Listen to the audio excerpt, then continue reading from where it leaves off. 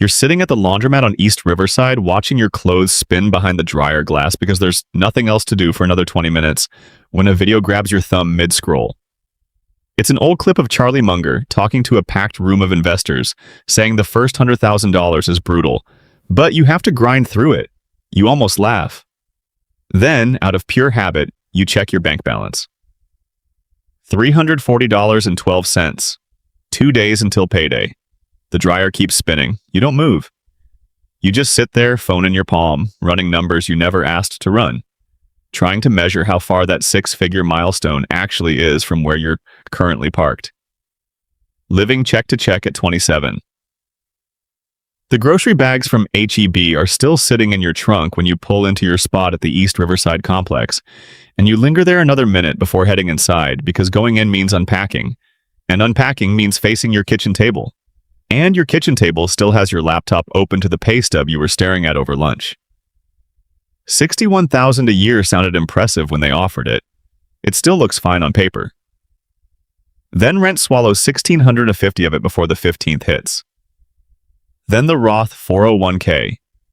Deduction takes its 4% before you ever see the money, a number you don't argue with because someone once told you not to.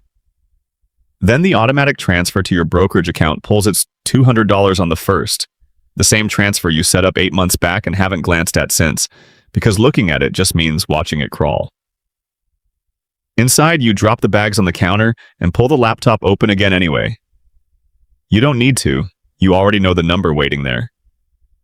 $340.12. Same figure from the parking lot, now glowing under kitchen light instead of afternoon sun. Somehow it feels heavier here. Your roommate Devin stands at the stove, texting with one hand and stirring pasta with the other, phone buzzing nonstop with a group chat neither of you bothers to silence. Devin works the counter at a coffee shop downtown, grabs extra shifts when tips run high, and has never once asked how that brokerage transfer is doing because Devin doesn't even know it exists. Nobody does. That's the part nobody warns you about when you try to handle money responsibly. It's completely invisible. No one applauds $200 quietly leaving your account into an app you never open. You check the banking app one more time, not because the balance has changed, but because checking has become the only action available to you. Direct deposit lands in 2 days. Groceries are put away. Rent is covered. By every reasonable measure, you're fine. And you're also aware, in a quiet, persistent way that never announces itself loudly, that fine has felt like this for nearly a full year. Devin slides 2 plates onto the table and asks if you saw the listing that just sold. A little bungalow 2 streets over in East Austin, $610,000, gone in 4 days over asking price. You saw it. You've watched every listing like it for months now, the way you'd watch a train you're not sure you were ever meant to board. It's not that you want that exact house. It's that the space between $340 and $610,000 has stopped feeling like a gap and started feeling like an entirely different country, one with its own currency you haven't learned to read yet. You eat dinner, you rinse your plate, you open the banking app a third time, and this time you actually look at the brokerage balance instead of just checking it out of nerves. The account tied to that $200 a month, the one you've been feeding since October. It's grown. Barely. Some months it climbs $40, other months, $4. You've stopped being able to tell your own contribution apart from whatever the market decided to do with it. All of it just reads as slow, quiet, expensive effort with nothing to show for it yet. Outside, your Civic sits under the one working street lamp in the lot, the same car that carried you home from the store, the same one that's been making a strange noise near the front end for 2 weeks that you've been telling yourself is nothing. That noise is about to erase your savings. The sound turns into full-on grinding on a Thursday right as you're backing out of the Target on Riverside, and by the time you reach the shop on Old Torp, you already know from the way the wheel feels that this repair isn't going to be cheap. The mechanic's name is Grant. He looks about 50, wipes his palms on a rag before shaking your hand, and doesn't bother softening the news. Transmission. It won't degrade slowly. It'll fail fast, probably on I-35 during rush hour, probably at the worst possible moment. He quotes you $1,140 for parts and labor, and asks whether you're paying now or financing it. You don't have $1,140. You have 340 that's grown into 540 since payday, and a Capital One card with a limit you've never come close to hitting. So you tap the card. The receipt prints. Grant hands you your keys like it's nothing because to him, it genuinely is nothing. Just another Thursday, another transmission, another customer standing exactly where you're standing now. You run the math in the parking lot before you even start the car. 8 months of $200 deposits, 8 months of watching that account crawl by $40 some months and 4 in others, telling yourself the tiny growth still counted as progress. Wiped out? Not gradually, but instantly, the second the card reader beeped.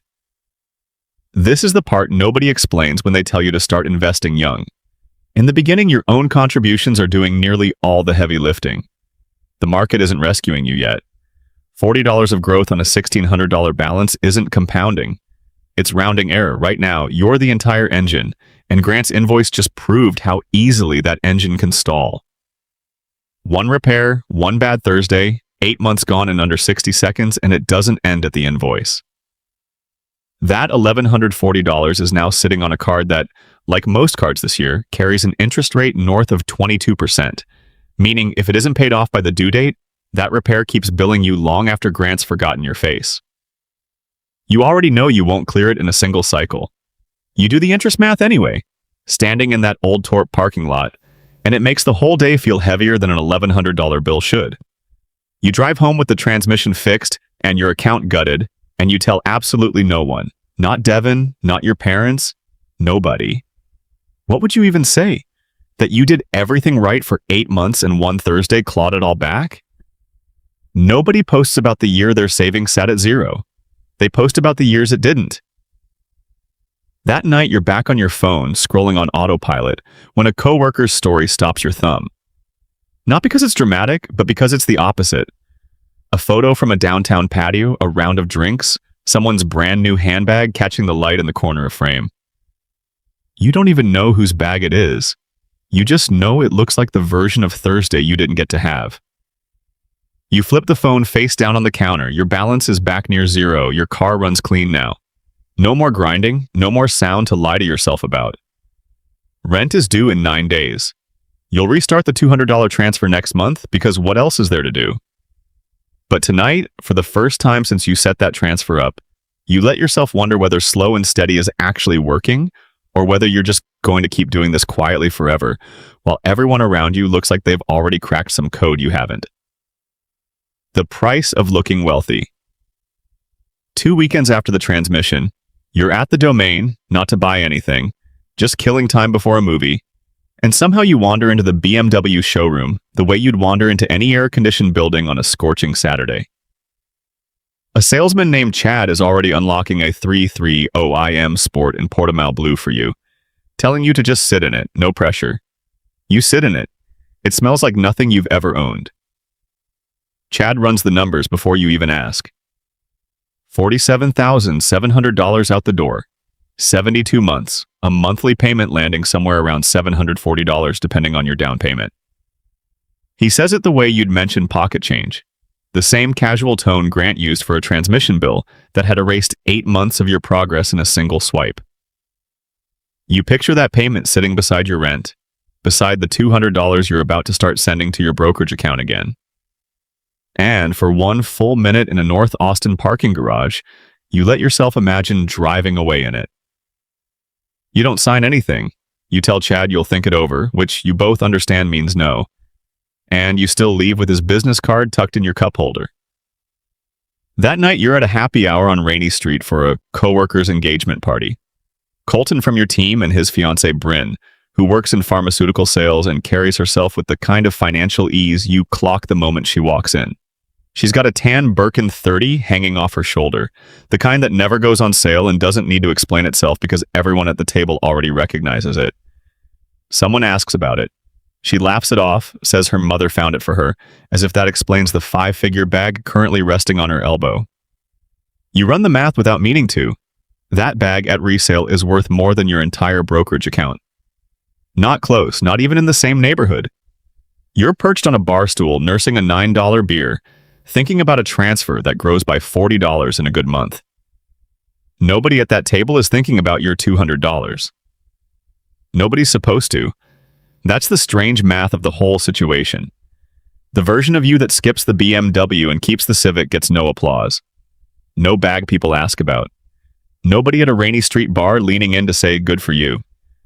The version of you that signs a 72-month loan gets noticed instantly. The version of you that doesn't gets nothing, not for years, maybe not for a decade, and some nights that trade doesn't feel worth it. You leave the happy hour before it gets too late. Chad's card is still riding in your cup holder when you start the Civic, which turns over just fine now. No more grinding, just the ordinary hum of a car that owes nobody anything. You could call him tomorrow. You think about it at the red light on Cesar Chavez, 72 months, $740 a month. The exact glint of Bryn's bag catching bar light. You don't call him tomorrow, or the week after. You let his card sit in the cup holder until it's just trash, until you toss it out with an old gas receipt and stop thinking about it. Nobody witnesses that decision. There's no photo of it. No story to post, nothing to show for it.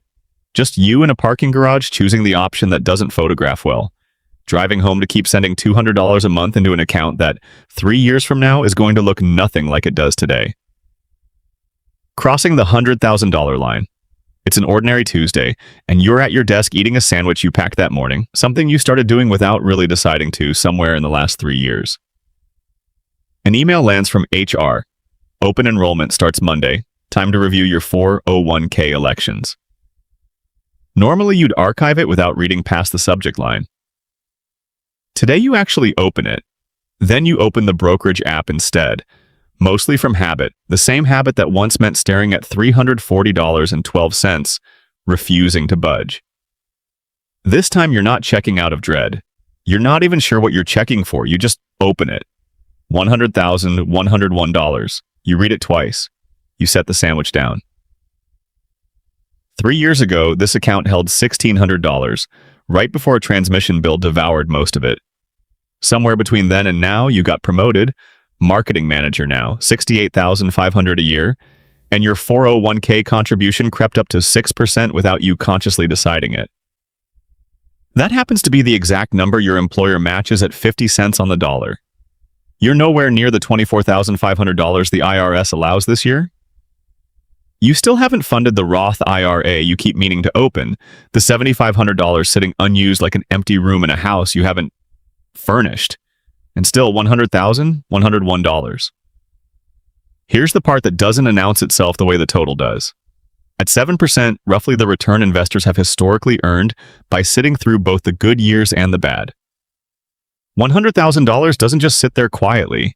It throws off around $7,000 a year on its own, close to $583 a month. Money that shows up whether you're at your desk or not, whether you remember to open the app or forget about it for a season, whether Grant ever calls you about another transmission again. You think back to the $200 a month you started with. You think about the Thursday it all vanished into a Capital One swipe. The way you stood in that old Torp parking lot doing math that made you feel like you were losing a race you'd barely entered. That version of you was doing nearly all the lifting solo. $40 of growth some months, 4 in others, a rounding error next to the effort of sending that transfer every first of the month. This version is different. The $600 you send now up from $200 through 3 raises you barely noticed. Isn't the whole engine anymore? It's a passenger. The money already sitting in the account has started pulling its own weight, and it never asked your permission first. You don't tell anyone at work. You don't post it. No photo captures a number inside an app. No caption explains why a Tuesday lunch suddenly feels different than it did an hour earlier. You finish the sandwich, you reply to the HR email, bump your contribution up 0.5% because you finally can, and close the laptop like it's nothing, the same way Grant closed out your invoice like it was nothing. Except this time the nothing is working in your favor. Your phone buzzes once more before you stand up. A group text. Someone found a lakefront listing out on Lake Travis. 2.4 million, half joking about who's buying it first. You used to feel that gap like a foreign country. Today you just glance at it, slide the phone into your pocket, and head back to your desk. For the first time in 3 years, the distance between where you stand and where that listing sits doesn't feel like something you're losing to. It just feels like a long stretch of road you're already driving on. Quiet wealth versus visible wealth. You're back at the same HEB on Riverside on a Saturday morning. Same parking lot, same single street light that never fully shuts off even in daylight. Loading groceries into a Civic that's fully paid off now, no more grinding, nothing left to lie to yourself about. A black Range Rover Sport pulls into the spot beside you, and the guy climbing out, mid-30s, gym bag, AirPods in, is already mid-argument on a call before his door even shuts. Something about a payment.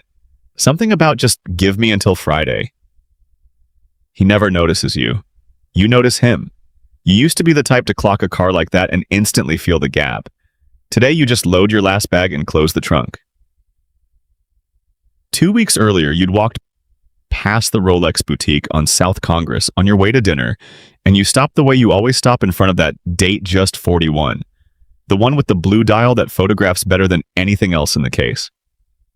You already knew the price before asking. You asked anyway. The man behind the counter didn't flinch telling you. You didn't flinch hearing it. You thought about your account sitting past 100,000 now, thought about how easy it would be to justify. You earned it. You put in the work. 6 years of $200 turning into $600, turning into whatever sits there now. You studied the watch for another minute, then kept walking to dinner. Nobody saw that moment. There's no picture of a watch you chose not to buy. The group chat is still buzzing about the Lake Travis listing, someone's cousin's realtor, everyone half joking about pooling money none of them actually have. You mute the thread this time, not out of resentment, just because you no longer need to watch it play out. It stopped being a country you couldn't afford to visit.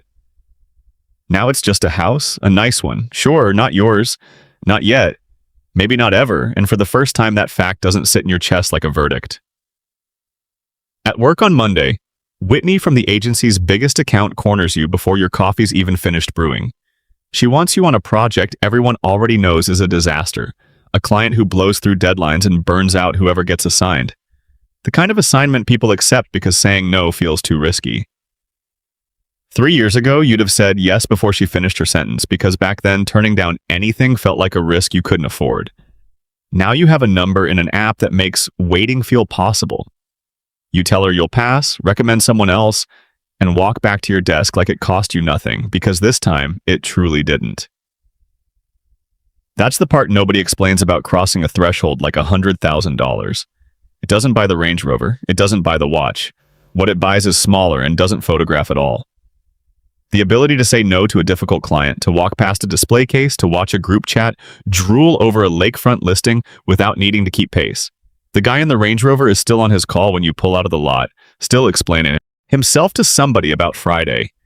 You drive home with groceries in the trunk and $600 scheduled to leave your account on the 1st. Same as always, the same quiet transfer nobody's ever going to bring up at a happy hour. You put the groceries away. You don't check your balance tonight. You don't need to the way you used to. But somewhere on the drive home, past the boutique you didn't walk into, past the dealership you never called back, a different thought settles in beside the relief and refuses to leave. The account looks different now, but the apartment doesn't. The Civic doesn't. Monday morning still starts exactly the way it always has. Why the progress still feels invisible. Sunday dinner is at your parents' place in Round Rock, same table you've been eating at since high school, same chipped edge where you dropped a plate at 12 years old. Your mom asks how work is going. Your dad asks about the Civic, whether it's still making that noise. You tell him no, fix that a while back, and he nods like that's the whole update, because as far as he knows, it is. Nobody at this table knows the numbers sitting in your brokerage account. Not because you're hiding it, you'd tell them if they ask the right way, but because there's no way to bring it up. That doesn't sound like bragging, and you were raised not to brag. So you pass the potatoes instead and let it stay unspoken, the way it always does. Your younger sister Reagan is telling everyone about a coworker who just leased a share in a private jet through some fractional ownership program, half joking, half serious, the kind of story that used to send you quietly spiraling into math. Tonight you just laugh along with everyone else. It costs you nothing to hear it anymore. That's new, and nobody at the table notices because it doesn't look like anything. It's not a car in the driveway. It's not a bag on your shoulder. It's just you laughing more easily than you used to. Driving back to East Riverside after dinner, I-35 mostly empty for once. You think about the 6 years between $340.12 in a parking lot and whatever the account reads tonight. You don't check it. You don't need the number to feel it, and that might be the actual difference. 3 years ago, you needed the app open to believe anything had changed. Tonight, you simply know. But here's the part that never fully resolves. Driving past the same exits you've been driving past since you moved into this apartment, the apartment is still the apartment. The rent still leaves on the 1st. The $600 still leaves the day after, same as it has for a while now, and it'll keep leaving month after month whether you feel like sending it or not. Nobody hands you a finish line at $100,000. Nobody tells you when the next number is supposed to matter, or how long you're meant to keep doing exactly this before it starts feeling like enough instead of just more. You pull into the lot under the one streetlight that never fully turns off. You sit in the car for a second before heading up, the same way you used to sit there with $340.12 glowing on the screen. Except this time there's nothing to check, nothing waiting to disappoint you. Just the ordinary weight of a Sunday ending, a Monday starting in a few hours, a job you'll return to, a transfer that'll leave your account whether you're thinking about it or not. 6 years ago, the gap between where you stood and where you wanted to be felt like a different country. Tonight, the gap is smaller, but it hasn't closed, and some part of you has started to wonder if it ever fully does, whether there's a version of this where the account grows large enough that the apartment finally starts to feel different too, or whether the number just keeps climbing quietly while everything around it stays exactly the same. You head upstairs. You don't have an answer. You just know you'll check the app again tomorrow, out of habit now rather than dread. And whatever it says, you already know what you'll do next. Because you've been doing it for 6 years, and stopping was never actually part of the plan. The number was never really the point. You understand that now in a way you didn't. Back at $340.12. This was never about the total in the account. It was about becoming someone who sends $600 without flinching, who walks past a display case and keeps moving, who tells Whitney no without rehearsing the line first. That part never shows up in any app. Tomorrow, you'll wake up in the same apartment. The Civic will still be paid off, quietly, the way everything real gets paid off. Rent leaves on the 1st, the transfer leaves the day after. Nobody's going to notice, and you've stopped needing them to. But drive past that Rolex case again sometime. Watch how long you stand there. Watch what you do next. That's the only number that was ever going to tell you the truth.